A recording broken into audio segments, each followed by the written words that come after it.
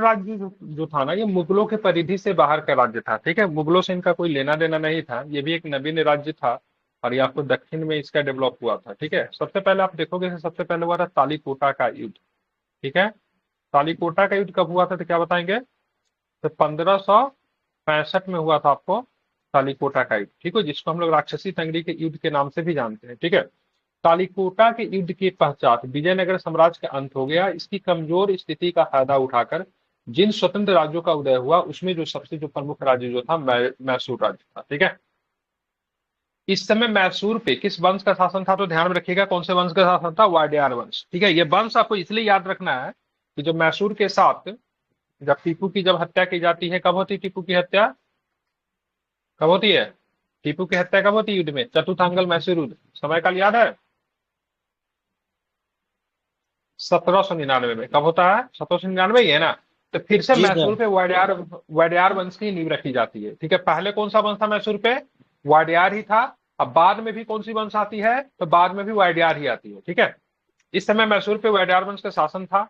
इस वंश का अंतिम शासक की बात करेंगे तो चिक्का कृष्णदास था। ठीक है, ध्यान में रखिए, चिक्का कृष्णदास काफी महत्वपूर्ण शासक है, क्योंकि इसके बाद आप देखोगे ना, जो आखिरी शासक जो रहेगा ना वहां पे, जिस समय सहायक संधि की जाएगी मैसूर के साथ, उसका नाम था चिक्का कृष्णदास तृतीय।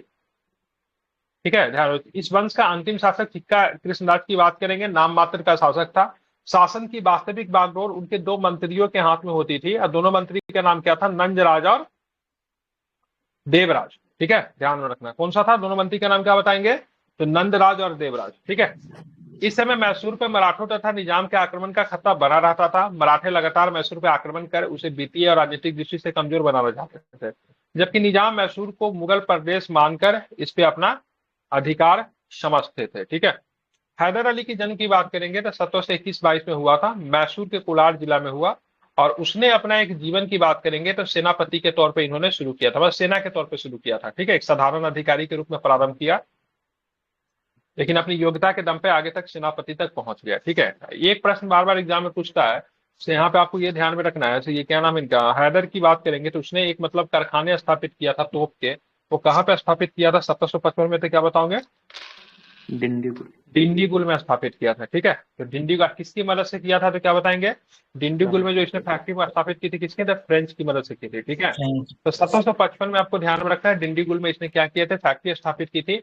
और किसकी मदद से किया था? तो फ्रेंच की मदद से की थी। ठीक है, अब यहाँ पे नंदराज और देवराज जो था, जो कि मतलब वाडियार वंश का वास्तविक सत्ता इन्हीं के हाथों में थी। तो 1761 में हैदर अली ने नंदराज को हटाकर यहाँ की सत्ता हथिया ली। ठीक है, तत्पश्चात बिदनूर के राजा की मृत्यु पर हैदर अली ने वहां कब्जा करके उपशासक नियुक्त हुआ, और सत्ता के आरंभ से ही वो मराठों, सरदारों, निजाम और अंग्रेजों के साथ लड़ता रहा। मतलब इनकी लड़ाई केवल मराठों से नहीं होती थी, निजाम से भी होती थी और साथ में अंग्रेजों से भी होती थी। ठीक है, हैदर अली की बात करेंगे, राजनीतिक तौर पे काफी सशक्त व्यक्ति था, एक वीर योद्धा था, कुशल प्रशासक था।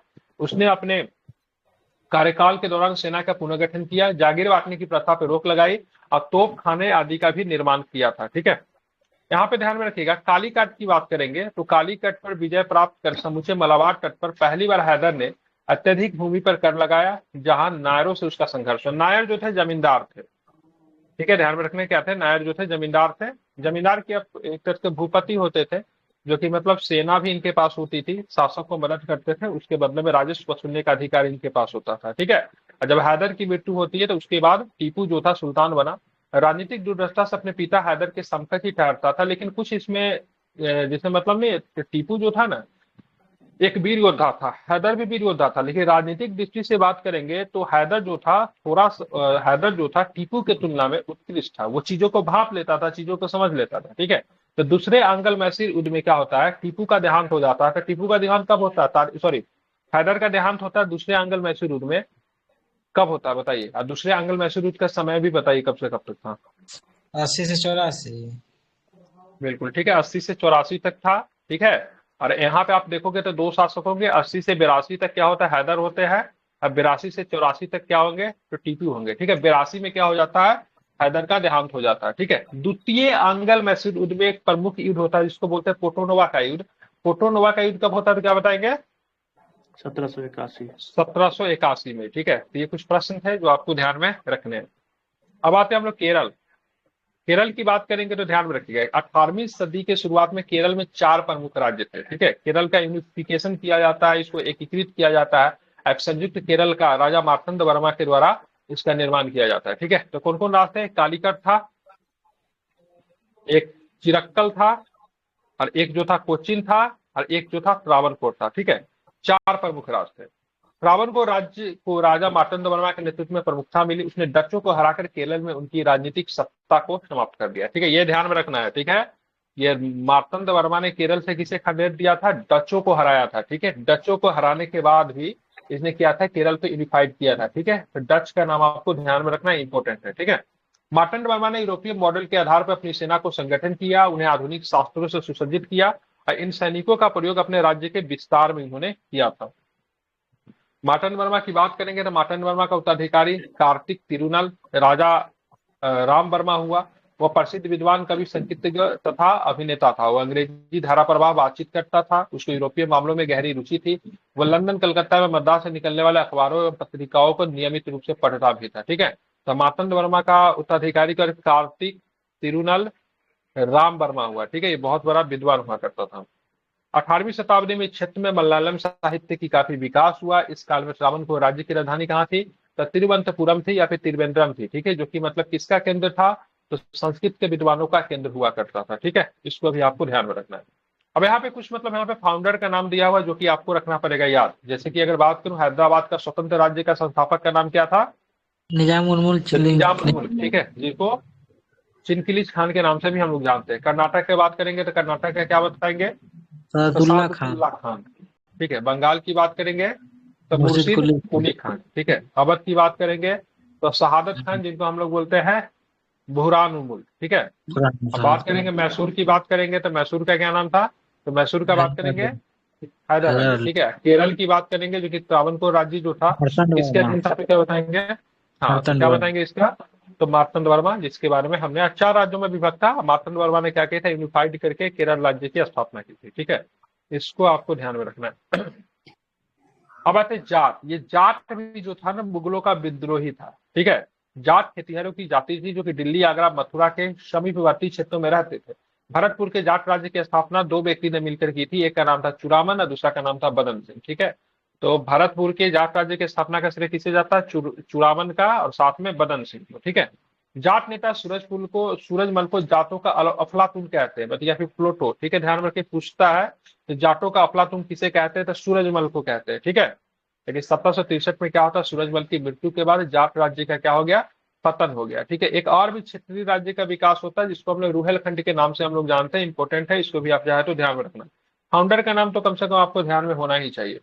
तो रुहेलखंड की स्थापना अली मोहम्मद खान बंगस के द्वारा की गई थी। पूरा नाम था अली मोहम्मद खान बंगस। ठीक है, इसमें बंगस नहीं लिखा हुआ, बता दे रहा हूँ। ठीक है, इनकी राजधानी कहाँ पे थी रुहेलखंड का? तो इनकी राजधानी बरेली हुआ करती, इसको आमला के नाम से जानते थे। अब बाद में रामपुर इनकी राजधानी बनी थी। दोनों उत्तर प्रदेश का ही शहर है। ठीक है, बाद में रामपुर बनी थी, पहली आमला या फिर बरेली के नाम से हम इन्हें जानते हैं। इसको आपको ध्यान में रखना है। फाउंडर कौन था? मोहम्मद खान बंगस, ध्यान में रखना है। इसका इलाका की बात करेंगे, हिमालय की तराई से गंगा तट के कुमायूं की पहाड़ी तक फैला हुआ था। काफी अत्यंत उपजाऊ क्षेत्र था। ठीक है, और रुहोला का किनके साथ संघर्ष होता था?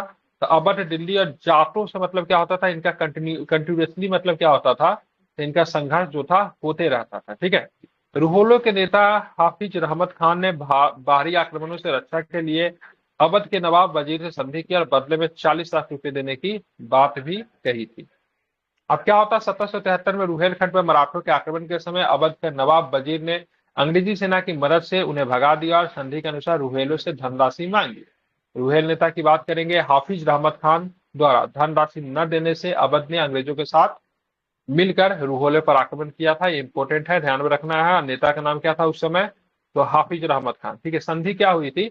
जब रुहेलखंड पे जब मराठों का आक्रमण होगा तो अवध क्या करेगा? सपोर्ट करेगा। ठीक है, तो अवध का नवाब जो था अंग्रेजी सेना की मदद से मतलब क्या है? मराठों को तो भगा तो दिया 1773 में, लेकिन जब संधि के दौरान ये बातें हुई थी, पैसे देने की बात जब हुई थी, तो रुहेल नेता हाफिज रहमत खान जो था पैसा देने से इनकार कर दिया। तो अवध ने उनके ऊपर हमला कर दिया था। ठीक है, और मतलब अवध ने हमला भी किया और इसकी क्या नाम था? हाफिज रहमत खान की हत्या भी कर दी। ठीक है, तो मीरापुर कंटारा क्या नाम था युद्ध का नाम? मीरापुर कटरा के युद्ध में अप्रैल 1774 में हाफिज रहमत खान लड़ते हुए मारा गया था। तो ये प्रश्न पूछा था कौन सा क्या वो रुहेल नेता था जो कि युद्ध भूमि में मारा गया था, तो हाफिज अहमद खान। ठीक है। अंततः रुहेलों को निर्वासित कर रामपुर का इलाका छोड़कर से समस्त क्षेत्र अवध के नवाब शुजाउदौला को दे दिया गया। ईस्ट इंडिया कंपनी ने हाफिज अहमद खान के मरने का और उसके पुत्र फैजुल्ला खान को मतलब क्या किया था, रामपुर का शासक बना दिया गया। ठीक है। ये जो कहानी जो थी आपकी किसकी थी, तो ध्यान में रखना है रुहेलखंड राज्य का था। इसकी स्थापना मोहम्मद खान बंगश के द्वारा की गई थी, ये भी आपको ध्यान में रखना चाहिए। अब आते पंजाब। पंजाब राज्य जो बना, इनका मुगलों के साथ मतभेद था। रीजन क्या था, दो दो सिख गुरुओं की हत्या जो थी मुगलों ने इन पहले भी करवा रखी थी, इसलिए इनके मतभेद थे। ठीक है। और मुगल काल में समृद्ध और उपजाऊ पंजाब प्रांत की राजधानी जो थी लाहौर थी। हालांकि इनका धार्मिक राजधानी की बात करेंगे तो अमृतसर थी। ठीक है। लेकिन कभी भी एग्जाम में प्रशासनिक राजधानी मैटर करती, तो इनका प्रशासनिक राजधानी की बात करेंगे लाहौर थी। ठीक है। टोटल कितने गुरु हुए, तो टोटल 10 गुरु हुए, जैसा कि आप लोग जानते हैं। 10 गुरु की बात करेंगे तो सबसे पहले गुरु नानक थे, जो कि सिख धर्म के संस्थापक भी थे। उनके बाद आते गुरु अंगद, इनको लहना के नाम से भी जानते थे। ठीक है। सिख धर्म के प्रचार में विशेष योगदान दिया। गुरुमुखी लिपि का आविष्कारक माना जाता है। ठीक है। ध्यान में रखना है। तो गुरुमुखी लिपि के आविष्कारक कौन थे, तो गुरु अंगद थे। ठीक है। उसके बाद गुरु अमरदास आते हैं। लंगर प्रथा को अस्थायी बना दिया। माझी प्रथा का विस्तार किया। सती प्रथा का विरोध करने वाले जो थे गुरु अमरदास थे। ठीक है। गुरु रामदास की बात करेंगे तो समकालीन थे अकबर के, तथा मैत्री समन बनाया। अमृतसर शहर किसने बताया, तो गुरु रामदास ने। ठीक है। अमृतसर शहर बसाया किसने, तो गुरु रामदास ने बनाया था। ठीक है। और ये सती प्रथा का विरोध किसने किया था, तो गुरु अमरदास ने सती प्रथा का विरोध किया था। ये सब कुछ फैक्ट है जो कि आपसे एग्जाम में पूछे जा सकते हैं सीधा सीधा। गुरु अर्जुन देव की बात करेंगे तो आदि ग्रंथ का संकलन किया। तरन तारण अथवा करतारपुर नामक शहर बचाया। ठीक है। जहांगीर के द्वारा गुरु अर्जुन देव की हत्या करवा दी गई थी। पहले शिव गुरु थे जिनकी हत्या करवाई गई थी। ठीक है। तो करतारपुर नामक शहर की बात करेंगे तो इन्होंने ही बसाया था, गुरु अर्जुन देव ने। ठीक है। अब आते हैं छठे गुरु की बात करें, गुरु हरगोविंद। ठीक है। यहाँ पे गुरु गोविंद सिंह इनके पिता की हत्या की गई थी। सॉरी, गुरु अर्जुन देव की जब इनकी हत्या की गई थी तो गुरु हरगोविंद सिंह ने सिखों को लड़ाकू कौम में बदल दिया, क्योंकि गुरु अर्जुन देव के पुत्र थे गुरु हरगोविंद सिंह। ठीक है। अमृतसर नगर में अकाल तख्त की स्थापना इन्होंने की। सिखों को लड़ाकू कौम में बदला। कश्मीर में, ठीक है, किरतपुरा नगर बसाया था। ठीक है। बात करेंगे यहाँ पे गुरु हर राय। दारा से कुछ ऐसे संबंध थे, शांत एवं एकांत जीवन व्यतीत किया। ठीक है। गुरु हर राय।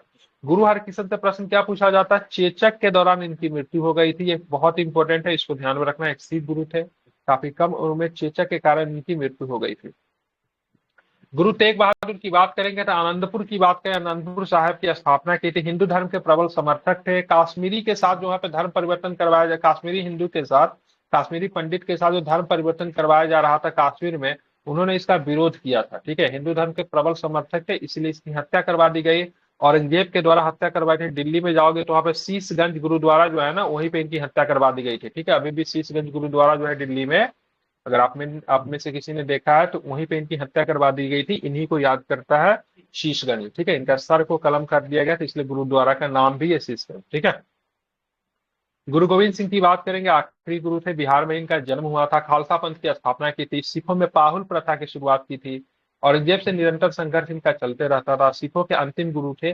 जफरनामा की रचना की थी। ठीक है। जफरनामा फारसी में था, उसकी रचना गुरु गोविंद सिंह ने की थी। ये 10 के 10 जो गुरु थे, इनका नाम आपको ध्यान में रखना है। इनसे संबंधित इंपॉर्टेंट फैक्ट को भी आपको ध्यान में रखना चाहिए। ठीक है।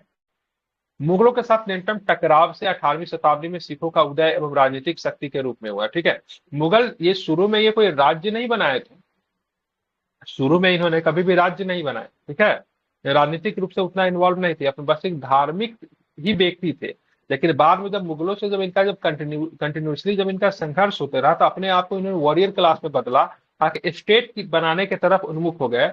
लेकिन जो पहला जो एक सिख राज्य की स्थापना होता है महाराणा रंजीत सिंह के समय में होता है। ठीक है। आगे चल के सिखों के 10वें एवं अंतिम गुरु गोविंद सिंह की व्यक्तिगत गुरुत्व के सिद्धांत को खत्म करके खालसा पंथ की स्थापना की, जिसके कारण सिखों में विशेष वेशभूषा में केस रखना पड़ता था, कंघा रखना पड़ता था, कृपान रखना पड़ता था, करा रखना पड़ता था, कच्छा। ठीक है। तो ये 5 ककार या 5 कक्के को धारण करना पड़ता था, जिसमें क्या क्या था, केस था, कंघा था, कृपान था, करा था, ठीक है, और कच्छा था। ठीक है। साथ में इसमें टाइटल भी इसमें चेंज करना था। महिलाओं के नाम में कौर लगाना था। अब पुरुष के नाम में क्या लगाना, सिंह लगाना था, ठीक है। तो सिंह और कौर नाम जो था इन्होंने ही मतलब जोड़ा था इसमें, ठीक है। जैसे गुरु गोविंद सिंह की मृत्यु होती, गुरु की परंपरा को समाप्त हो गई। इसके बाद बंदा बहादुर ने सिखों का नेतृत्व को संभाला, जिसकी हत्या बाद में करवा दी गई थी। बंदा बहादुर की हत्या जो थी बाद में आपकी हो गई थी, ठीक है। तो सिख धर्म में आप देखोगे तो टोटल 10 ही गुरु थे। बंदा बहादुर की बात करेंगे तो गुरु गोविंद सिंह के बाद में नेतृत्व को संभाला, लेकिन मुगलों के साथ इनकी भी क्या होती थी, संघर्ष होता रहा। बाद में इसकी हत्या करवा दी गई थी, ठीक है। फर्रुखसियन ने हत्या करवा दी थी। अब बंदा बहादुर का मूल नाम क्या था, तो क्या बताएंगे, लक्ष्मण देव थे। क्या नाम था इनका, तो लक्ष्मण देव की बात करें, इनका मूल नाम था। पंजाब के सिख किसानों को एकत्रित करके मुगलों से लगातार 8 वर्ष तक संघर्ष किया। बंदा बहादुर को उनके शिष्य क्या बोलते थे, सच्चे बादशाह के तौर पर उनको जानते थे, उपनाम से संबोधित करते थे, ठीक है। 1716 में फर्रुखसियर ने बंदा बहादुर की उसके पुत्र के समेत क्या किया था, तो हत्या करवा दिया था। ये भी आप चाहे तो ध्यान में रख सकते हैं, ठीक है। अब यहाँ पे था बंदा बहादुर का उद्देश्य क्या था, एक सिख राज्य की स्थापना करना। लेकिन बंदा बहादुर की जैसे ही हत्या होता है तो क्या होता है, सिख राज्य जो था पूरी तरीके से थम गया, शिथिल पड़ गया।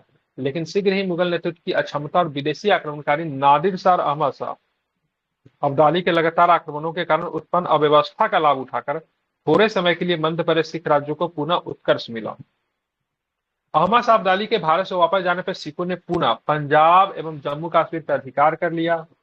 फैजलपुर के कपूर सिंह के नेतृत्व में पंजाब में सिख कृषकों जो पृथक पृथक जत्थों में बटे थे, संगठित होकर एक ऐसे दल के रूप में विकसित किया जो कि दल खालसा कहलाया, ठीक है। ये बहुत सारे दल में बटे हुए थे, इन सबको मिलाकर क्या बनाया गया, तो दल खालसा बनाया गया। इसे आप ध्यान में रख सकते हैं। किसके नेतृत्व में दल खालसा बनी, तो ध्यान में रखना है कपूर सिंह, ठीक है। क्या नाम था उनका, कपूर सिंह, ठीक है। आगे चल के क्या होता है, इसी में से क्या होता है, मिसल निकलता है, ठीक है। तो सिखों की धार्मिक सेना के रूप में विकसित दल खालसा को कपूर सिंह के मृत्यु के बाद उसका नेतृत्व किसी के पास में आया, तो जस्ता सिंह अहलुवालिया के नेतृत्व में आता है, ठीक है। ध्यान, अभी देखिएगा सब में ना सिंह टाइटल मिलेगा, ठीक है। जस्ता सिंह के नेतृत्व में ही सिख 12 स्वतंत्र मिसलों या जत्थों में क्या हो गए, संगठित हो गए तथा राज्य के विभिन्न हिस्सों में अपना कार्य कर रहे थे, ठीक है। प्रत्येक मिसल की पहचान उनका क्या होता था, एक झंडा होता था, नाम होता था तथा निशान होता था। सभी मिसलों के नेताओं की एक संयुक्त समिति होती थी जो सभी मिसलों के कार्य को क्रियान्वयन करती थी, ठीक है। और 1753 में दल खालसा ने बाहरी आक्रमणों से उत्पन्न अव्यवस्था के हल के लिए राखी प्रथा को भी मतलब क्या किया था, तो प्रारंभ किया था। ये भी आपको ध्यान में रखना है। तो राखी प्रथा का प्रारंभ किया गया था, ये भी आप ध्यान में रख सकते हैं, इंपॉर्टेंट है, ठीक है। तो सबसे पहले क्या बना, तो सबसे पहले दल खालसा बना, ठीक है। किसके नेतृत्व में बना दल खालसा, तो कपूर सिंह के नेतृत्व में दल खालसा बना, ठीक है। यही दल खालसा जो था किसमें विभक्त हो गया, मिसल में विभक्त हो गया। कितने मिसल थे, 12 मिसल थे, ठीक है। मिसल का नेतृत्व मिसल जो बना किसके नेतृत्व में बना, तो जस्सा सिंह अहलुवालिया के नेतृत्व में बना। इसी मिसल में एक मिसल था, इसका नाम था कौन सा, जिसे रंजीत सिंह आते थे, क्या नाम था मिसल का, बिल्कुल ठीक है। तो ध्यान रखना मिसल की बात, बिल्कुल हाँ, ठीक है। इसी से आता था, कौन सा आता था, तो शुकर चकिया मिसल, ठीक है। तो जो मिसल जो थे उसी मिसल से एक शुकर चकिया मिसल आता था। राखी प्रथा क्या होता था, राखी प्रथा जस्ट लाइक एक रेवेन्यू का प्रथा था, जिसमें 20% कर देना पड़ता था, ठीक है। और 20% कर जो होता था उसका लोग प्रयोग कहाँ पे करते थे, तो दल खालसा जो था, दल खालसा क्या था, धार्मिक सेना थी, धर्म की रक्षा करने के लिए, अपने लोगों को बचाने के लिए बनाई गई थी। शुरू में इसका कोई भी पर्पस ये नहीं था सिर्फ बड़ा सा राज्य बनाना है, ठीक है। एक राजनीतिक राज्य बनाने का कोई भी इनका उद्देश्य नहीं था। तो राखी प्रथा के अंतर्गत प्रत्येक गांव से उपज का कितना भाग लेना पड़ता था, तो क्या बताएंगे, 1/5 भाग लेना पड़ता था। अप्रोक्स अगर बात करेंगे तो 20% हो गया, ठीक है। 20% की प्रयोग क्या होता है, दल खालसा उसकी सुरक्षा का प्रबंध करता था। इस प्रणाली के द्वारा सिखों का राजनीतिक शक्ति के रूप में धीरे धीरे विकास हुआ, क्योंकि जब टैक्स वसूलेंगे तो क्या होगा, राजनीतिक शक्ति तो स्वतः ही आ जाएगी, आएगी कि नहीं आएगी। तो आप टैक्स वसूलोगे, जब पैसा आएगा तो उससे आप क्या करोगे, खुद को मतलब मजबूत करोगे, सेना का विकास करोगे, किले वगैरह बनेंगे, भवन वगैरह बनेंगे, हथियार वगैरह खरीदे जाएंगे। तो इसी से मतलब क्या हुआ, सिखों में राजनीतिक शक्ति के रूप में विकास में राखी प्रथा का बहुत इंपॉर्टेंट रोल है। और राखी प्रथा ध्यान में रखिएगा राजस्व संग्रह करने से संबंधित है, जिसमें कर की उपज का कितना भाग वसूलना होता था, तो क्या बताएंगे, 1/5 कितने, बिल्कुल 1/5, ठीक है। 12 मिसलों में से एक ही मिसल जा, इसका नाम क्या था, शुकर चकिया मिसल। इसी में रंजीत सिंह की जन्म हुआ था, जो काफी ख्याति मिली। इन्होंने ही मतलब स्वतंत्र सिख राज्य की स्थापना किसने की थी, महाराणा रंजीत सिंह ने की थी, जिसकी जिसकी राजधानी कहाँ थी, तो क्या बताएंगे? स्वतंत्र सिख राज्य की स्थापना राजधानी कहाँ थी? लाहौर। लाहौर राजधानी थी, और धार्मिक राजधानी इनकी थी अमृतसर थी। ठीक है, इनको शेरे पंजाब के तौर पे जानते हैं, हालांकि इतिहास में शेरे पंजाब लाला लाजपत राय को कहते हैं। ठीक है, तो मैंने आपको पता, चलिए बताना है, मिसल किसके नेतृत्व में बना था? 12 मिसल के कौन थे, कपूर क्या सिंह। बताएंगे? अरे कपूर तो उसका था ना, खालसा, दल खालसा के थे ना वो। हाँ सर। जस्सा सिंह अहलुवालिया के नाम आपने नहीं पढ़ा क्या अभी? ठीक है, सर। जस्सा सिंह अहलुवालिया के नेतृत्व में 12 मिसल का निर्माण हुआ था। और सिखों का धार्मिक सेना के रूप में जो विकसित हुआ था वो दल खालसा था। दल खालसा को किसने विकसित किया? तो कपूर सिंह। शुरू में सिख साम्राज्य को स्थापित करने का कोई उद्देश्य नहीं था, लेकिन ऐसी परिस्थिति उत्पन्न हो गई थी जिसकी वजह से सिख साम्राज्य को बनाना पड़ा। शुरू में दल खालसा क्यों बना था? धार्मिक सेना था एक तरह का, ठीक है, धर्म की रक्षा करने के लिए बना था। लेकिन बार धीरे धीरे क्या हुआ, खुद को मतलब राजनीतिक रूप में भी ये क्या करने लगे, तो खुद को मतलब चेंज करने लगे, क्योंकि इन्होंने मतलब राखी प्रथा का भी शुरुआत कर दी थी। ठीक है, जो कि मतलब 20% कर भी वसूलना शुरू किया था। कुछ बेसिक फैक्ट है जो कि सीधे सीधे एग्जाम में तो नहीं पूछे जाएंगे, लेकिन स्टेटमेंट वाइज क्वेश्चन में आपसे पूछे जाएंगे। अब आते हैं मुगलों के सबसे बड़े शत्रु के रूप में जो उभरा, जो कि कौन थे? मराठे। ठीक है, मराठा की बात करेंगे तो मुगल साम्राज्य के पतन के क्रम में 18वीं शताब्दी में मराठा सर्वाधिक शक्तिशाली राज्य बना। ठीक है, 1707 में क्या होता है? औरंगजेब का मृत्यु होता है। बहादुर शाह प्रथम जो था, ध्यान में रखेंगे, वो शासक बनता है, जो कि 1707 से लेके कब तक रहेगा? तो 1712 तक रहेगा। काफी उम्र इसकी हो गई थी, क्योंकि खुद 90 वर्ष के उम्र के आसपास जो था, किसकी देहांत हुआ था? औरंगजेब का देहांत हुआ था। इसके पुत्र का उम्र भी 70 के आसपास हो चुका था, तो बहुत जल्दी ही क्या होता है, इसका देहांत हो जाता है। और मुगलों के कैद में कौन थे? तो शिवाजी के पौत्र थे, जिनका नाम था साहू। ठीक है, क्या नाम था उनका? नाम साहू जी था। तो इसने सोचा था मराठों से अच्छा रिश्ता बनाने का सबसे बढ़िया कारण क्या हो सकता है, तो सबसे पहले साहू को रिहा किया जाता। साहू को जेल से क्या करते? छोड़ देते। ठीक है, कुछ लोग बोलते हैं ऐसे मराठों से अच्छा संबंध स्थापित करने के लिए साहू को छोड़ा गया। कुछ लोग बोलते हैं नहीं, मराठों के खुद में कलह कराने के लिए साहू को छोड़ा गया। अब ये बात मैं क्यों कह रहा हूँ, क्योंकि मराठा उस समय जो थे, प्रशासन जो चला रहे थे, ताराबाई के नेतृत्व में प्रशासन चला रहे थे। तो भाई साहब, साहू को जब छोड़ेंगे तो ताराबाई की गद्दी को तो चुनौती तो प्रदान करेगा, तो मराठा में क्या होगा? आपस में लड़ाई होनी शुरू हो जाएगी।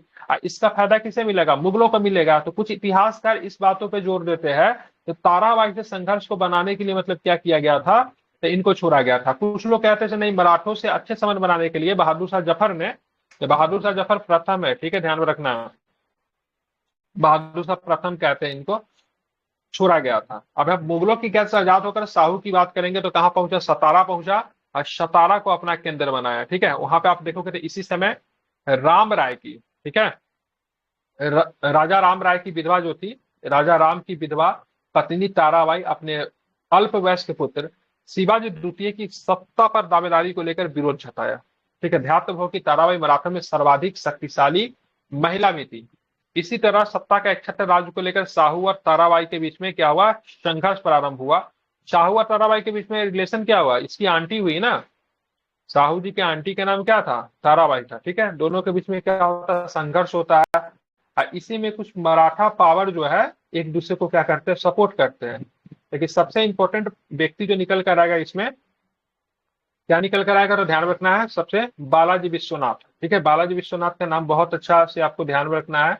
अब क्या होता है, मराठा सत्ता की दावेदारी को लेकर साहू एवं ताराबाई के बीच में चल रहे संघर्ष में विभिन्न मराठा सरदारों ने किसी न किसी का पक्ष लिया। जितने भी मराठा सरदार जो थे, वो किसी न किसी का पक्ष लिया। तो कोई साहू को सपोर्ट कर रहे थे या फिर ताराबाई को सपोर्ट कर रहे थे।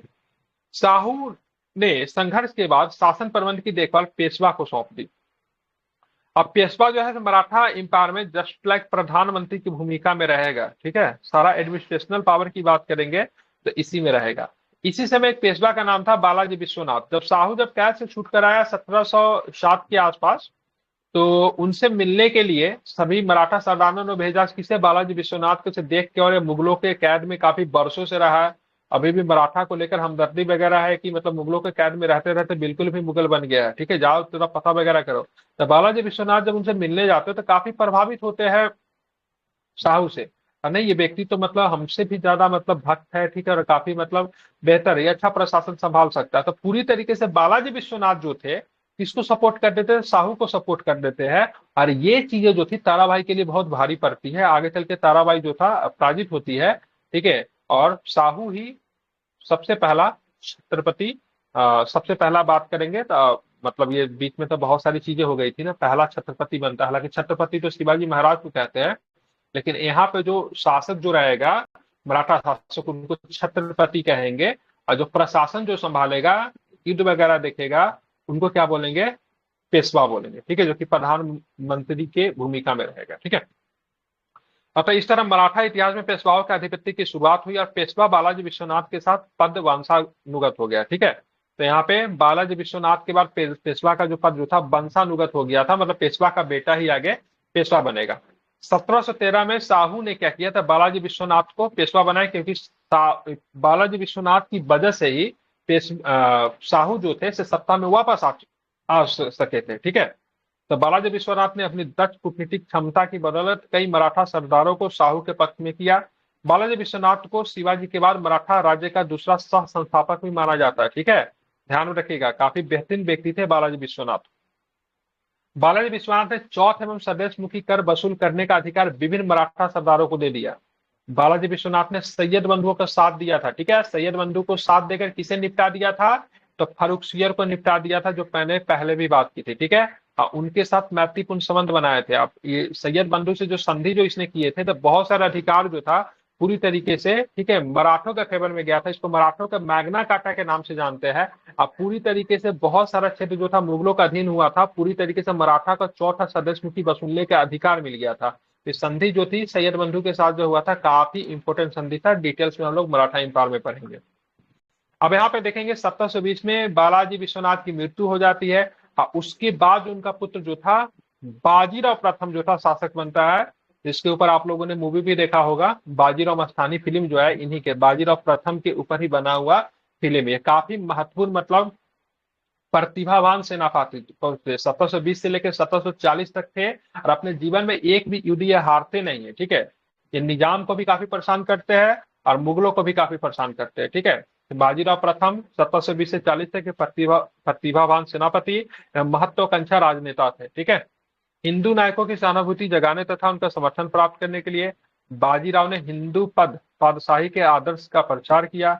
बाजीराव प्रथम शिवाजी के पश्चात गुरिल्ला युद्ध पद्धति का सबसे बड़ा प्रतिपादक भी थे, ठीक है। तो गुरिल्ला वार टेक्निक की बात करेंगे, इसकी जन्मदाता शिवाजी को माना जाता है, लेकिन बाजीराव प्रथम को ध्यान में रखना है, तो सबसे बड़ा प्रतिपादक माना जाता है आफ्टर शिवाजी के बाद गुरिल्ला वार टेक्निक। अब गुरिल्ला वार टेक्निक क्या होता था, अब बड़े बड़े विशालकाय लाखों की फौज जो मुगल की थी, उनके सामने मराठा डायरेक्टली आमने सामने की लड़ाई नहीं लड़ते थे। अब जो क्या होता है, वहां का जो दक्कन का जो क्षेत्र जो था उसमें पहाड़ थी, कंदरा थी, बहुत सारे थी। तो मुगल सेना जब जाती रहती तो ऊपर से पत्थर फेंक देना, मधुमक्खी उन पे छोड़ देना, ठीक है, छिपके वार करना, ये जो थी ना, ठीक है, क्या थी, गुरिल्ला युद्ध तकनीक थी। इसका विकास किसने किया था, तो शिवाजी ने किया था। इसलिए शिवाजी को जो था ना, औरंगजेब ने परेशान होकर पहाड़ी चूहा की उपाधि दी थी, ठीक है, मतलब उसने अपमान किया था पहाड़ी चूहा कह के, ठीक है। तो गुरिल्ला वार तकनीक में क्या होता था, आमने सामने की लड़ाई नहीं होती थी, लोग जो थे एक दूसरे, मतलब जो सेना जो थी, ठीक है, छिप छिप के वार करती थी। इसके जीवन में दक्कन में निजाम उल मुल्क की शक्ति को नियंत्रित करने का प्रयास किया। इसने मुगल अधिकारियों को विशाल इलाके से चौथ वसूल करने का अधिकार देने को और फिर उसके मराठे राज्यों को सौंप देने पर मजबूर किया। इसने पुर्तगालियों के खिलाफ अभियान करके सालसेट एवं बेसिन पर भी मतलब कब्जा कर लिया था। किसने, तो बाजीराव प्रथम ने, ठीक है। तो जितना इनके पिताजी महान थे उतना ही ये भी मतलब क्या थे, महान थे, ठीक है। बाजीराव प्रथम ने मराठा राज्य को एक साम्राज्य के रूप में तब्दील कर दिया। बाजीराव प्रथम ने मुगलों के प्रति अपनी नीति स्पष्ट करते हुए कहा कि हमें जर्जर वृक्ष के तने पे प्रहार करना चाहिए ताकि शाखाएं अपने आप क्या हो जाए, तो शाखाएं अपने आप मतलब क्या हो जाए, गिर जाए, ठीक है। ध्यान में रखना है, काफी अधिक इंपॉर्टेंट है, भूलेंगे नहीं, ठीक है। तो जर्जर वृक्ष के शाखाओं पे मतलब क्या किया था इन्होंने, बोला था प्रहार करेंगे ना, तो तने पे जब प्रहार करेंगे तो शाखाएं क्या हो जाएगी, अपने आप मतलब क्या हो जाएगी, गिर जाएगी, ठीक है।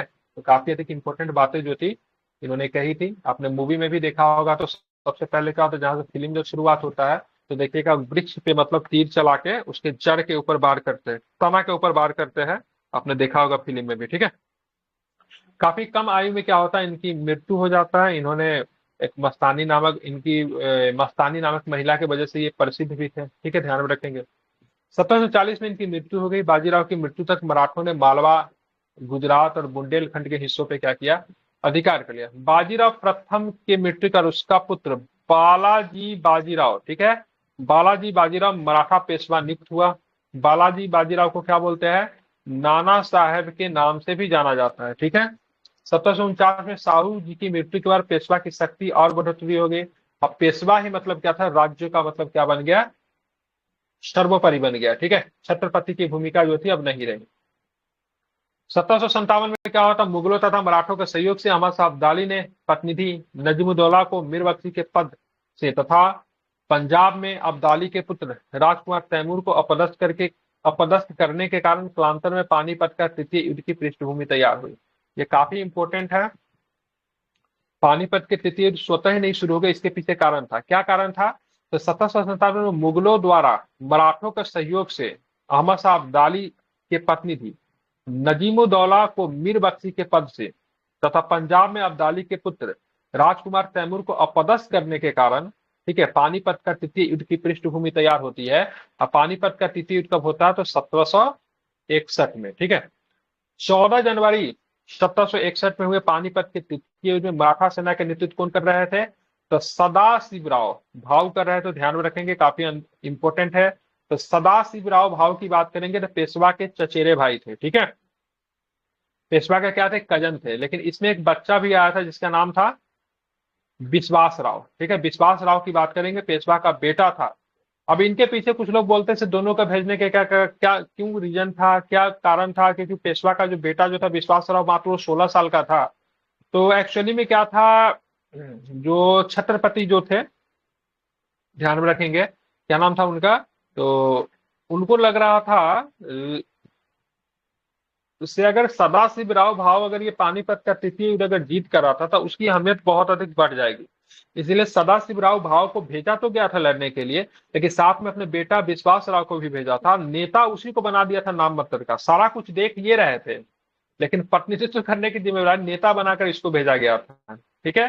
हालांकि सदाशिवराव भाव जो कहते थे तुम युद्ध भूमि में नहीं जाओगे, क्योंकि उसकी उम्र काफी कम थी, लेकिन फिर भी क्या होता है ना, वो युद्ध भूमि में जाने की जिद करता तो उसको बोलता तुम एक हाथी पे बैठे हुए रहना और तुम वहां से वापस नहीं उतरोगे नहीं हाथी से, ठीक है, क्योंकि जिम्मेवारी थी रक्षा करने की।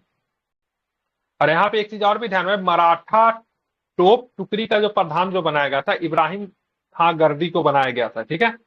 अब यहाँ पे क्या होता है, पानीपत के तृतीय युद्ध में ध्यान में रखना, पानीपत के तृतीय युद्ध में क्या होता है, अहमद शाह अब्दाली ने सदाशिवराव भाव के नेतृत्व वाली मराठा सेना को परास्त किया। पानीपत के तृतीय युद्ध में मराठा सेनापति सदाशिवराव भाव अब विश्वास राव दोनों मारे गए, ठीक है। ये पेशवा का क्या था, तो चचेरा भाई था, पेशवा का पुत्र था, दोनों के दोनों मारे गए। पेशवा को इसकी सूचना इस रूप में दी गई, पेशवा को सूचना देने वाला जो व्यक्ति जो था ना, उसने लिखा था युद्ध में 2 मोती विलीन हो गए और बड़ी संख्या में धन एवं जन की हानि हुई है, ठीक है। 2 मोती के बारे में बात करेंगे तो ध्यान में रखना है, तो 2 मोती की बात करेंगे तो सदाशिवराव भाव जो कि पेशवा के भाई थे। अब विश्वास राव की बात करेंगे तो उनको पेशवा के पुत्र के रूप में 2 मोती के रूप में इन्होंने तुलना किया। 27 सोने के, इसमें तो कम लिखा हुआ है ना, मैं इसको कंप्लीट कर देता हूं। 27 सोने की मुहरे की बात करेंगे तो ये भी लुप्त हो गए थे। 27 सोने के मुहरे कौन थे, 27 सोने के मुहरे जो थे मराठे सरदार थे, जो कि मतलब मराठों के इस युद्ध में मदद करने के लिए आए थे, ठीक है। और एक और भी लिखा गया था, इसमें लिखा चांदी और तांबे की तो पूरी गणना ही नहीं की जा सकती है, ठीक है। मतलब चांदी और तांबे के इन्होंने मतलब मराठा सेना के साथ तुलना किया था, जिसकी गणना नहीं हो सकती थी, क्योंकि उनकी संख्या काफी अधिक थी जिनकी मतलब मृत्यु हो गई थी। इतिहासकार लिखते हैं उस समय पूरे मराठा एम्पायर में कोई ऐसा घर नहीं था जहां पे किसी ने किसी लोगों की शहीद ना हुआ हो, ठीक है, किसी ने किसी लोगों की हत्या ना हुआ या फिर शहीद ना हुआ। मतलब सारे ही मराठे साम्राज्य के घर, प्रत्येक घर से किसी न किसी लोग, कोई ना कोई लोग जो थे शहीद हुए थे। ये जो 2 मोती विलीन वाला 27 सोने की मुहरे और सोने और चांदी की गणना नहीं की जाती, लिखने वाला व्यक्ति कौन था, इनका नाम था काशीराज पंडित, ठीक है। तो ध्यान में, काशीराज पंडित थे, इन्होंने आंखों देखा हाल मतलब जो था सुनाया था। तो कभी कभी ऐसे प्रश्न भी पूछे जाते हैं, ठीक है। अब बाजीराव जो था इस युद्ध मतलब क्या था, इसको सहन नहीं कर पाए और 1761 में क्या होती है, उनकी देहांत हो गई, ठीक है। और पानीपत के तृतीय युद्ध का प्रत्यक्षदर्शी वर्णन किसने प्रस्तुत किया था, तो काशीराज पंडित ने प्रस्तुत किया था। इस युद्ध के बारे में एक और भी कहा जाता है कि पानीपत के तृतीय युद्ध ने यह साबित कर दिया कि भारत पे शासन कौन नहीं करेगा। ठीक है, कौन करेगा नहीं, कौन नहीं करेगा, क्योंकि मतलब मुगलों के उत्तराधिकारी किसे, सक्सेसर किसे समझे जाते थे, तो मुगल जैसा सशक्त साम्राज्य कौन बना सकता था, मराठा बना सकता था। लेकिन पानीपत के तृतीय युद्ध में मराठा जो थे बिल्कुल भी सफिशियंट नहीं दिखे। ठीक है, मतलब उनके अंदर वो एडमिनिस्ट्रेशनल पावर नहीं दिखी। ठीक है, अब किसका गलती था, सदाशिव राव भाव का गलती था, विश्वास राव की गलती थी। विश्वास राव तो बच्चा था, उसका क्या गलती होगा।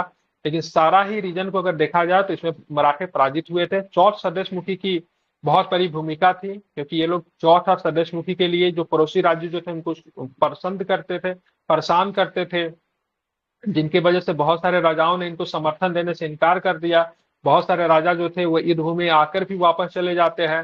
ठीक है, अवध को नहीं मिला पाए। ठीक है, अवध का जो शासक जो था, सदा क्या नाम था, शुजाउद्दौला, वो धर्म के नाम पर मतलब अहमद शाह अब्दाली को सपोर्ट कर दिया, क्योंकि वो मुस्लिम था, तो उसने बोला इस्लाम धर्म को सपोर्ट करना चाहिए। मराठा जो थे हिंदू धर्म का पालन करते थे। बहुत सारे रीजन जो था, इसकी वजह से अंतिमतः परिणाम यही निकला कि पानीपत के तृतीय युद्ध में मराठे जो थे बहुत ही बुरी तरीके से पराजित हुए। ठीक है, उसके बाद मराठे कभी उठ नहीं पाए।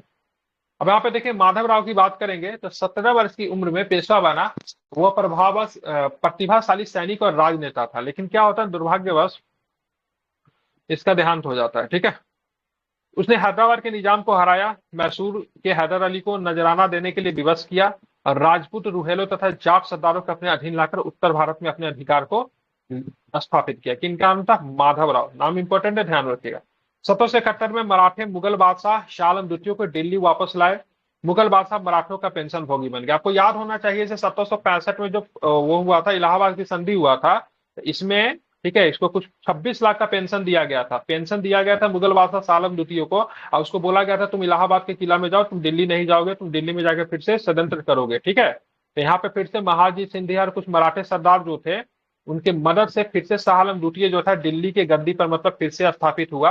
और जब दिल्ली के गद्दी पे जब मराठों की मदद से जब ये फिर से बनते हैं, तो यहाँ पे फिर से आप देखोगे तो मुगल जो थे मराठों के पेंशन भोगी बन गए। तो शाह आलम द्वितीय पहला व्यक्ति था जो कि अंग्रेजों का भी पेंशन भोगी बना।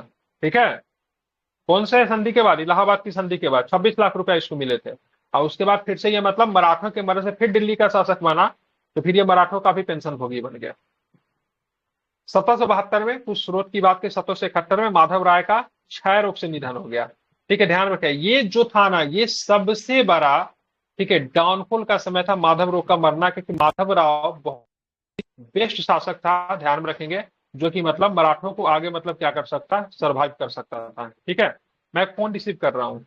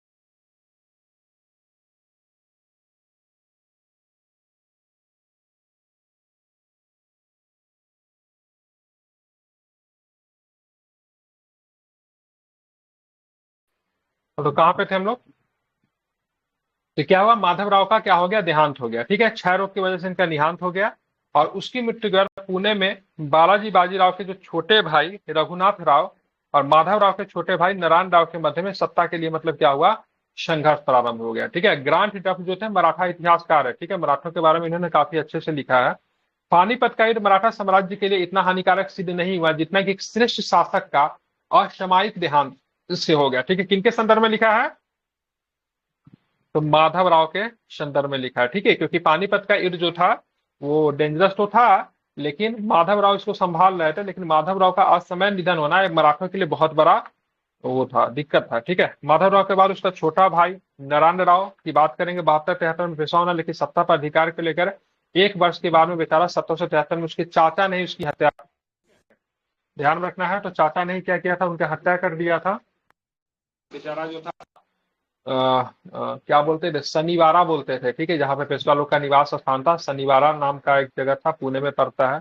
तो रघुनाथ राव बेचारा नारायण राव को मारने का प्लान रघुनाथ राव ने ही बनाया था, ठीक है, रघुनाथ राव ने प्लान बनाया, नारायण राव बेचारा चाचा चाचा काका काका कहते कहते भागा रूम के अंदर, और रघुनाथ राव ने उसकी हत्या करवा दी, ठीक है। इसको लगा से रघुनाथ राव चाचा है, बचा ही लेंगे, लेकिन बचाया नहीं और इसकी हत्या करवा दी, ठीक है। तो इसके चक्कर में नारायण राव भी मारे गए, ठीक है।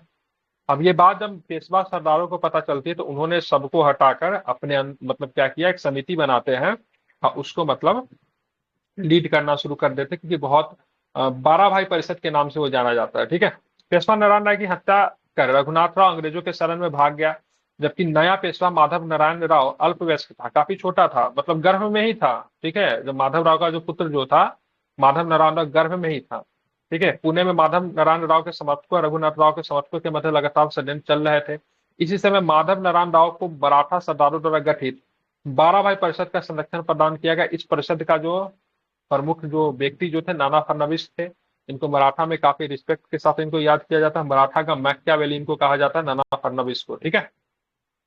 इसी काल में क्या होता है, प्रथम अंगल मराठा युद्ध होता है, 1775 से 1782 में हुआ और 7 वर्षों तक युद्ध चलता रहा। अंततः दोनों पक्षों ने इसकी निष्फलता को भांपकर सालाबाई की संधि करने पे निर्णय लिया था। प्रथम अंगल मराठा युद्ध 1775 में शुरू होता है और 82 में समाप्त होता है, ठीक है। इसी समय कौन सी संधि होती है, तो संधि का नाम क्या था, तो संधि का नाम था क्या, तो संधि का नाम था आपको सालाबाई की संधि। कब होती है सालाबाई की संधि, तो सालाबाई की संधि की बात करेंगे तो 1782 में आपकी सालाबाई की संधि होती है, ठीक है। और सालाबाई की संधि 1782 के बाद माधव नारायण राव को पेशवा स्वीकार कर लिया गया और सालसे तथा थानादीप जो था अंग्रेजों को दे दिया गया, ठीक है। इसी समय उत्तर के मराठा शासकों में सर्वाधिक शक्तिशाली मराठा नेता जो थे महादजी सिंधिया थे, ध्यान में रखना है, सिंधिया घराने से थे। उन्होंने फ्रांसीसी और पुर्तगाली अफसरों और बंदूकधारियों की सहायता से एक शक्तिशाली फौज खड़ी की एवं आगरा के पास शस्त्र निर्माण के कारखाने भी स्थापित किए थे। पूछा जा सकता है महादजी सिंधिया से संबंध में, तो इस समय 2 बड़े नेता थे, एक महादजी सिंधिया थे, एक नाना फडणवीस थे। लेकिन दुर्भाग्यवश फिर से मराठों के साथ दुर्भाग्य क्या होता है ना, नाना फडणवीस की भी मृत्यु हो जाती है, महादजी सिंधिया को भी मृत्यु हो जाती है, ठीक है। तो फिर से मराठा जो था एक तरह से अनाथ जैसा हो जाता है, ठीक है। दोनों का मृत्यु आस पास में ही होती है, ठीक है, ध्यान में रखना है। तो महादजी की सलाह पर मुगल सम्राट शाह आलम द्वितीय ने पेशवा नायब ए गुनियाब मतलब महादजी की सलाह पर मुगल सम्राट शाह आलम द्वितीय ने पेशवा को नायब ए गुनाया बनाया। महादजी सिंधिया के बाद मराठा शक्ति नाना फडणवीस के हाथों में केंद्रित हो गई। महादजी सिंधिया नाना फडणवीस की कठोरता से दुखी होकर माधव नारायण ने आत्महत्या कर ली। महादजी की मृत्यु 1795, जो कि नाना फडणवीस की मृत्यु 1800 में हो जाती है। ये मतलब काफी दुर्भाग्य था, ठीक है। तो दोनों का मृत्यु जो था एक ही साथ हो गया, बहुत ही इंपॉर्टेंट है। ये चाहते तो मराठा साम्राज्य को संभाल सकते थे, मराठों में बुजुर्ग थे, लेकिन इनकी मृत्यु हो जाना एक बहुत बड़ा मतलब दुखद घटना था, ठीक है, ध्यान में रखना। और इसी के बीच अनेक मराठा सरदारों ने अर्ध स्वतंत्र राज्य बना लिए, जिसमें से प्रमुख थे बड़ौदा में गायकवाड़ राज बना, इंदौर में होलकर बना, नागपुर के भोसले हुआ, ग्वालियर में सिंधिया हुआ। इंपॉर्टेंट है, ठीक है। अब मराठा साम्राज्य क्या हुआ, ये सबके सब पहले मराठों के अधीन काम करते थे, ठीक है, सबके सब सरदार थे, लेकिन बाद में जो था इन्होंने अपने आप को मतलब क्या किया, चेंज कर लिया। तो बड़ौदा के गायकवाड़, इंदौर के होलकर, नागपुर के भोसले, ग्वालियर के सिंधिया स्वतंत्र हो गए। इनके पास अपनी सेना थी, तो पेशवा के प्रति इनकी निष्ठा अब केवल नाम मात्र की रह गई थी, ठीक है। माधव नारायण राव के पश्चात रघुनाथ राव का अयोग्य पुत्र बाजीराव द्वितीय जो था पेशवा बना, ठीक है, आखिरी था ये बाजीराव द्वितीय, ध्यान में रखना। इसके 1857 के क्रांति से मैं इसको जोड़ूंगा। एक अकुशल शासक था जिसने अपना पद बचाए रखने के लिए अधिकारी और एक अधिकारी दूसरे अधिकारी से मतभेद कराया। इसने मराठा बंधुत्व को गहरा धक्का लगा। 1802 में, ठीक है, बाजीराव द्वितीय ने अंग्रेजों के साथ बसिन की संधि के एग्जाम में कई बार पूछा जाता है, ध्यान में रखना है। इसीलिए बोलते हैं मराठों के द्वारा अगर सबसे गलत काम किया गया तो बसिन की संधि थे, ठीक है। इसको मराठा कायर के नाम से भी हम लोग इनको कह सकते हैं, मराठा को कायर कहते हैं इनको, ठीक है। मराठों के नाम के ऊपर कलंक भी कहा जाता है। सिंधिया और भोसले ने संधि का कड़ा विरोध किया। इस संधि के कारण पेशवा कंपनी के प्रभुत्व में आ गया। बाजीराव द्वितीय के समय द्वितीय आंग्ल मराठा युद्ध हुआ, जो कि कब से कब थे? 3 से लेके 5 तक थे। ठीक है, ध्यान में रखना 3 होते हैं ना। पहला कब से कब तक? 75 से 82 तक, इसमें सालाबाई की संधि होती है। दूसरा आंग्ल मराठा युद्ध की बात करेंगे 3 से 5 तक हुआ। अब फिर जो होता है तृतीय आंग्ल की बात करेंगे तो 16 से 19 तक होता है। ठीक है, द्वितीय आंग्ल मराठा युद्ध में अंग्रेजों का विजय हुआ। सिंधिया, भोसले तथा होलकर के अधिकांश क्षेत्र अंग्रेजों के अधीन हो गए। और तृतीय आंग्ल मराठा युद्ध की बात करेंगे तो 1619 में भी मराठा हार गए। इसके बाद पेशवा का पद हमेशा के लिए समाप्त हो गया। अगर पूछा जाएगा मराठा पद को या फिर मराठा एम्पायर को कब समाप्त कर दिया गया? 1818 में समाप्त कर दिया गया। ठीक है, अब बाजीराव द्वितीय जो था उनको मतलब क्या पेंशन देकर कानपुर के निकट बित्तुर भेज दिया गया, जाओ तुम यहाँ पे, तुम महाराष्ट्र में नहीं रहोगे, यहाँ पे रहोगे तो फिर से कॉन्स्पिरेसी करोगे, षड्यंत्र करोगे, तुम जाके कानपुर में बिठूर के निकट रहो। ठीक है, और यही जो कानपुर के बिठूर के निकट जो रखा, इन्हीं का दत्तक पुत्र जो था, जिनका नाम था नाना साहब। क्या नाम था? नाना साहब। उन्हीं का पेंशन जब रोक दिया गया था तो वही नाना साहब जो 1857 के क्रांति में कानपुर से विद्रोह करते, जिनके सेनापति तात्या टोपे थे। ठीक है, बाजीराव द्वितीय के दत्तक पुत्र थे। दत्तक का मतलब क्या होता है? गोद लिया हुआ। ठीक है, ध्यान में रखना। तो उसके बाद 1851 में बाजीराव द्वितीय की मृत्यु पर अंग्रेजों ने उनके पुत्र नाना साहब, जिनको धोंदू पंत के नाम से पेंशन देने से इनकार कर दिया। प्रतिशोध स्वरूप नाना साहब ने 1857 के विद्रोह में सक्रिय हिस्सा लिया। अंग्रेजों द्वारा दमन की प्रक्रिया आरंभ होने पर वो कहां भाग गए? नेपाल चले गए। उनके बाद उनका कुछ पता नहीं चला। ठीक है, अब जो है हम लोग थोड़ा करेंगे क्वेश्चन, और क्वेश्चन सेशन के लिए क्या आप लोग तैयार है कि नहीं तैयार है? समय चाहिए।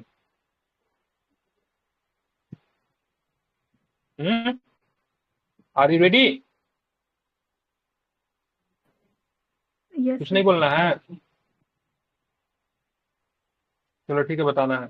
पंजाब के पूर्व महाराजा दलीप सिंह के विषय में निम्नलिखित में से कौन सा कथन सही है? 23 अक्टूबर 1893 को उनका निधन पेरिस में हो गया, बिल्कुल। नासिक में उनकी अंत्येष्टि हुई, बिल्कुल। वो एक हुआ ही नहीं, वो एक बार जब इंग्लैंड जब गए ना विदेश के, उसके बाद कभी वापस लेकर ही नहीं आए, वापस ही नहीं आए। उन्होंने कभी भी सिख धर्म को नहीं छोड़ा था, बिल्कुल छोड़ दिया था। वो ईसाई बन गए थे सिख धर्म को छोड़कर। वे कभी भी रूस नहीं गए थे, तो रसिया भी गए थे। तो पहला सही है, बाकी तीनों कथन गलत है। किस सिख गुरु ने फारसी में जफरनामा लिखा? बताइए क्या होगा इसका उत्तर? अभी मैंने बात की ना, तो गुरु गोविंद सिंह। ठीक है, आदि ग्रंथ की रचना किसने की? तो क्या बताएंगे आदि ग्रंथ की रचना? तो गुरु अर्जुन देव। किस सिख गुरु की मुगल बादशाह जहांगीर ने हत्या करवा दी? तो जहांगीर ने हत्या किसकी करवाई थी? तो गुरु किसकी हत्या करवाई थी? तो अर्जुन देव की हत्या जहांगीर ने करवाई थी। रंजीत सिंह किस मिसल से थे? क्या बताएंगे? बताएंगे शुक्र चुकिया। ठीक है, ध्यान में रखना। निम्नलिखित भारतीय शासकों में से कौन था जिसने विदेशों में आधुनिक पद्धति से दूतावास स्थापित किए? तो कौन था? क्या बताएंगे? टीपू सुल्तान। ठीक है, ध्यान में, टीपू सुल्तान। बहुत सुंदर। ठीक है, निम्नलिखित में से किसे जाटों का अफलातुन, प्लूटो ऑफ जाट्स कहते हैं? तो किसे बोलते हैं? तो सूरजमल को। ठीक है, बंगाल के किस नवाब ने यूरोपीय की तुलना मधुमक्खी से की थी? क्या बताएंगे? अलवर्दी खान ने। ठीक है, किसने फ्रांसीसी विशेषज्ञों की मदद से डिंडीगुल में एक आधुनिक शस्त्रागार की स्थापना की थी? किसने किया था? हैदर अली। तो हैदर अली ने। कब किया था? तो क्या बताएंगे? तो 1755 में। वेरी गुड, बहुत अच्छे। अब चलिए आप क्वेश्चन के ऊपर और भी आते हैं। तो आप हम ये बताओ, निम्नलिखित में से कौन एक मुगल सम्राट द्वारा नियुक्त बंगाल का अंतिम सूबेदार था? तो बंगाल का अंतिम सूबेदार कौन था? तो क्या बताएंगे? बिल्कुल, तो ध्यान रखें, मुर्शिद कुली खान। नहीं, मुर्शिद कुली खान। ठीक है, सिराजुद्दौला लॉर्ड क्लाइव द्वारा परास्त हुआ था किस युद्ध में? तो लॉर्ड क्लाइव के द्वारा किस युद्ध में? प्लासी के युद्ध में। ठीक है, ध्यान रखना है। निम्न में से किसने अपनी तरह से मुर्शिदाबाद से मुंगेर उठाकर ले गया? कौन ले गया था? मुर्शिदाबाद से मुंगेर मीर कासिम। ठीक है, वर्ष 1765 में दीवानी प्रदान किए जाने का ब्रिटिश सबसे पहले निम्नलिखित में किस पर्वतीय जनजाति के संपर्क में आए थे? जो कि विद्रोह भी होता है, इस नाम से विद्रोह भी है। कौन सा? खासी विद्रोह। हाँ, महाराजा रणजीत सिंह के राज्य की राजधानी कहाँ थी? तो ध्यान में रखना है, कहाँ थी? तो यहाँ पे लाहौर में थी। ठीक है, रणजीत सिंह ने सुप्रसिद्ध हीरा प्राप्त किससे किया था? किससे किया था सुप्रसिद्ध हीरा प्राप्त? क्या बताएंगे?